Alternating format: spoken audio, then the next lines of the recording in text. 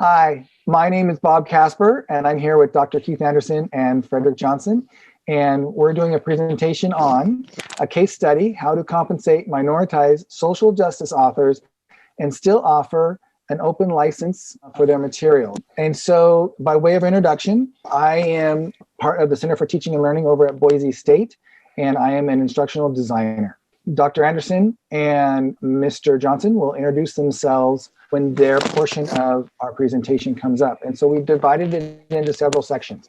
But I want to talk about our outcomes and key takeaways. We're hoping that by the end of this, you will have some type of idea of how to create OER in several formats, including print on demand and digital. And then also, we're looking to have the work be openly licensed and at the same time create an avenue of compensation for the author. And then our third item would be create an avenue for the author to address future works by offering work via OER as a catalyst for more opportunities for that future work. And so let me just set the stage here a little bit. One of the things that we were working on to get people who are interested or already working in putting some materials together to come over to open educational resources. And so amongst others, Dr. Anderson was someone who I'd known for a little bit before and had admired his work and understood some of his goals and ideas. And he wanted to put something online, but wanted it to look credible and nice and polished. And so one of the things we could do was take his book that he had been working on and put it into a format that was online. So one of the things we did was we used Pressbooks. If you're familiar with Pressbooks, not only does it create PDFs and Mobi and other types of digital formats, but it creates a web page as well, in addition to, like I said, a PDF version. So we had all these different versions of the book, and then we decided that maybe the best way to use the stipend money, and actually this was Keith's decision, Dr. Anderson's decision, was to use that to make some printed versions of the book. We hired a local printer and began that process, and we'll talk about that a little bit further down in our talk. We ended up also having several digital versions and ultimately released those to faculty and students to use in ethics classes and other classes that would talk about social justice, racism, anti-racism, and those topics, as the book addresses those very well. What we ended up doing after that was saying, okay, well, we've got a printer that's printing this book, but we need something when those books run out. How do we get it so that people can buy their own books? And so that's where we ended up turning to Kindle Self-Publish, which is part of the Amazon family of companies. And we'll talk about that as we get going in this as well. So that's how we got to where we are. And what's happened is, or what we hope continues to happen is, as people, either students and faculty, see Keith's book, as people in the public or government agencies or the private sector get his book via Amazon, that there's an invitation in there to contact Keith and to see what his availability is to either come give workshops on these topics or have discussions and in other ways use his expertise to discuss how they can benefit, whether you're a government agency or for-profit, from an anti-racist point of view. And so that's the hope, and we'll address these as we go through. What I'd like to do now is bring on Dr. Anderson and have him introduce himself and talk about why the book was created, what's in the book, and those types of items. So Dr. Anderson, if you would go ahead and come on. Okay, my name is Dr. Keith Anderson. I taught at Boise State for over 18 years as an adjunct instructor. I've conducted numerous anti-racism workshops for private companies and for the federal government. But as the work I do with low-income students, working with students with the TRIO program, has given me an opportunity, or gave me an opportunity to watch and understand racism in education and things like that. So one of the things I wanted to do is teach teachers how to work with students from diverse backgrounds. So I kept an eye on that. And as our society started to change, I was keeping an eye on the things that were going on racially in our country. And I've always had this idea for a book, but those of you who have been teaching for a long time, you understand that getting a publishing deal as a college instructor is not the easiest thing in the world to do. And so I wanted to put my information that I've collected, I wanted to put it online, but I wanted it to be very simple. My book is not a book that's going to make you an expert on slavery. It's not going to make you an expert on Jim Crow or Black history or the Civil Rights Movement. My job with this book is one simple thing. It's to teach you to go from racist to non-racist to anti-racist, with my theory being that we can't do anything about racism until we move from non-racist to anti-racist, to start undoing it. And so I just wanted a place where people could come and read the information. I wanted to have something in my hand when I continued to do workshops and racism seminars, and I wanted something. So I got a hold of Bob and talked about having a website, and he informed me about the things that he was doing, and that I could probably, with the OER, I could probably get a book printed professionally, but the one caveat was that students and professors could get it for free. I didn't have a problem with that. I could still have a professional looking book as an instructor, and I could use these books in my seminars. So I did not have a problem with students having my information and professors having my information and using it in class. I saw that as a good trade-off. And so now, because of it, I have a professional book. It looks just as good as any other book. And this is helps me when it gives me more confidence. And when I do a seminar, when I'm talking to people and they see the book and they see, oh, this book is written by this guy. So it works. And so I think a lot of professors, if they had the opportunity to do what we've done, I think they would take that opportunity, and I think it would be a good thing for the whatever course you're teaching. So with that, I'll give it back to Bob, and I think he's going to move on to Fred.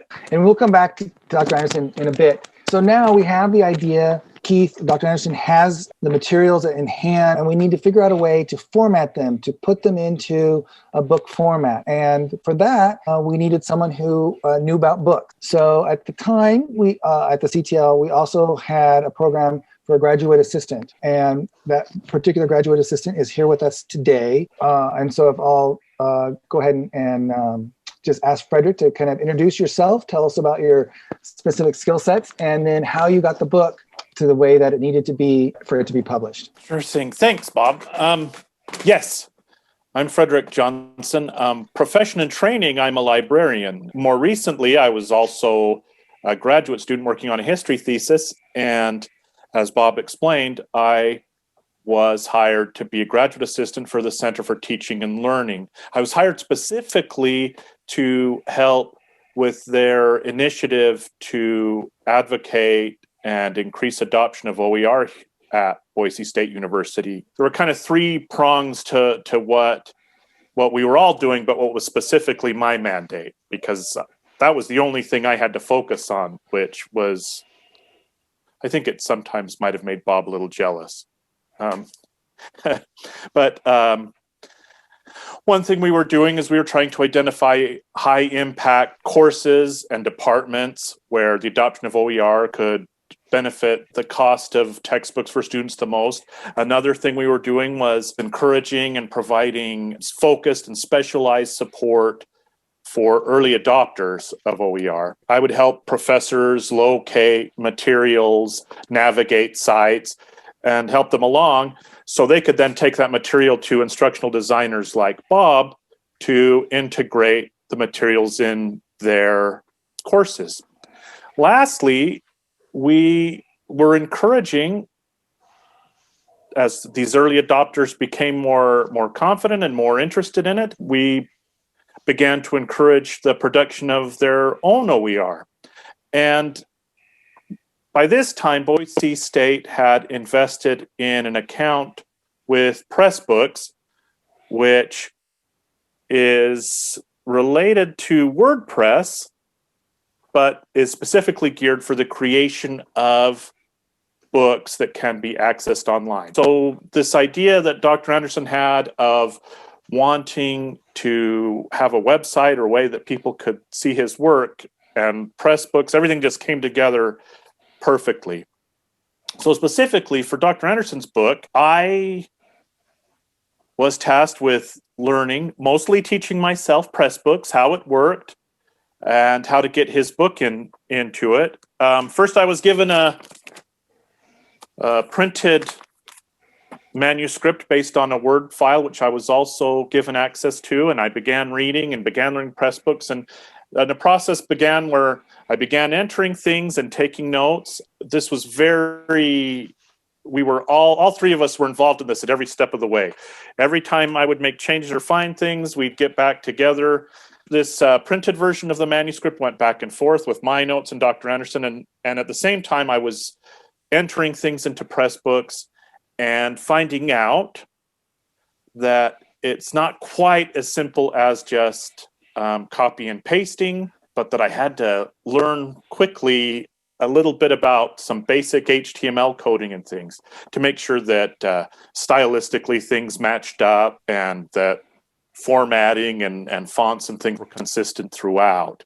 And so there were all these little snags. Additionally, we wanted to use Pressbooks because it provides a relatively easy way for a writer to make the work available in a number of formats. For example, we wanted to make sure that the book was available as a printable PDF, a digital PDF, but also an EPUB file and a MOBI file that are compatible with Kindle readers and other devices for reading books. So Pressbooks is able to do this, but there were just little snags where I had to learn the HTML because something didn't quite translate, and I would have to, and it wouldn't look right in one format or another. But over working all together and each one of us focused on our own little spot, we slowly got this project moving along. For me, an interesting part of this, and I think worth special mention, is designing a cover for the book. And we kind of threw around some ideas, and naturally I went and did some image searches for open photography, and I found an image that I liked, that I thought was interesting. I liked that it had a story. It was a beautiful high definition image of a quilt that was in a collection. It was the New York Museum of Art or Smithsonian, I don't remember now, but it had been sewn by two sisters who happened to be slaves. And I thought, well, this has got an interesting pattern. It'd be easy to manipulate this image to make it into a cover.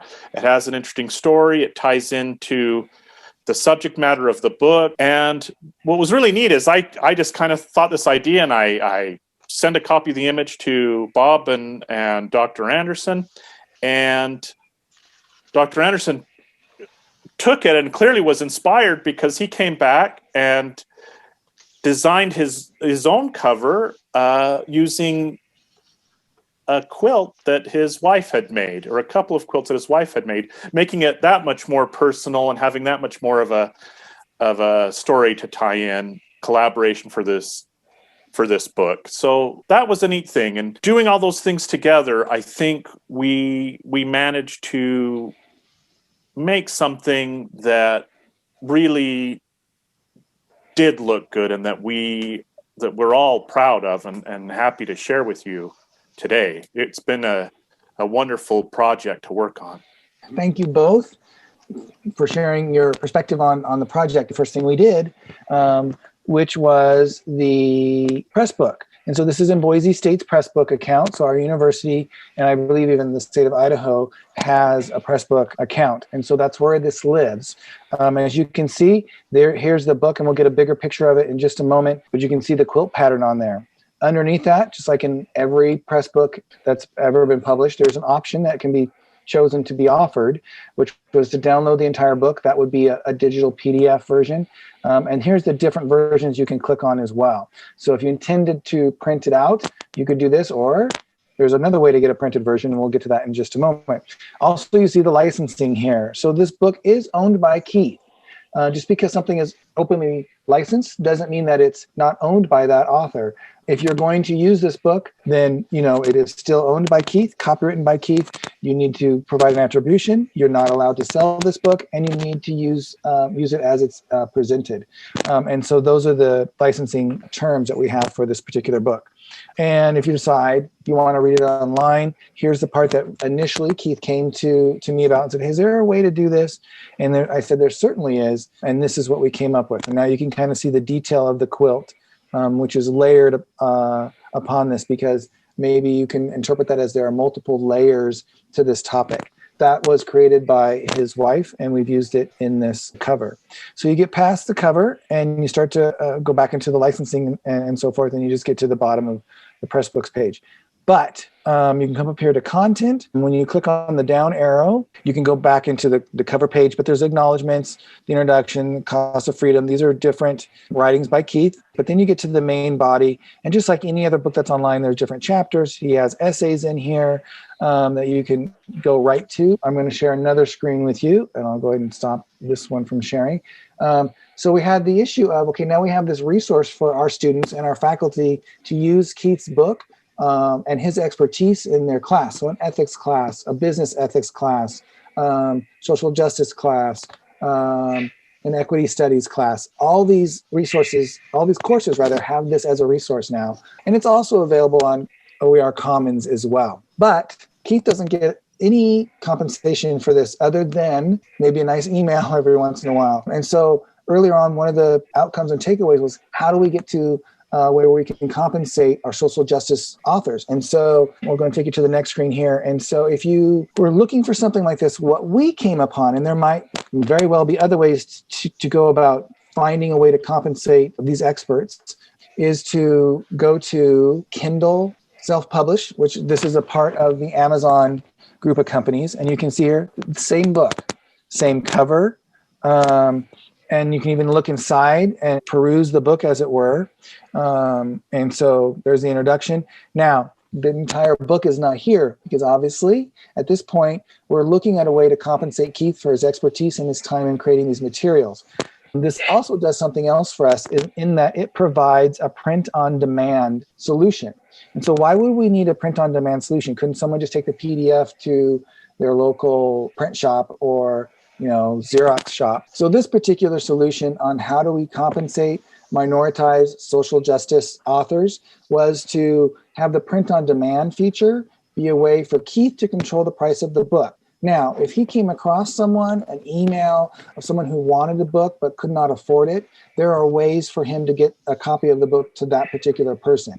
However, if it's a corporation, a government agency, or some other type of group that's wanting Keith to come give his workshop, he could then let them know, make sure you give this book out to everybody who's going to attend a week before the workshop. You can go on Amazon. He can set the price. So he can make it at cost, or he can build in a little profit for himself so that, like I said, his work expertise is compensated for. And so that's how we did that.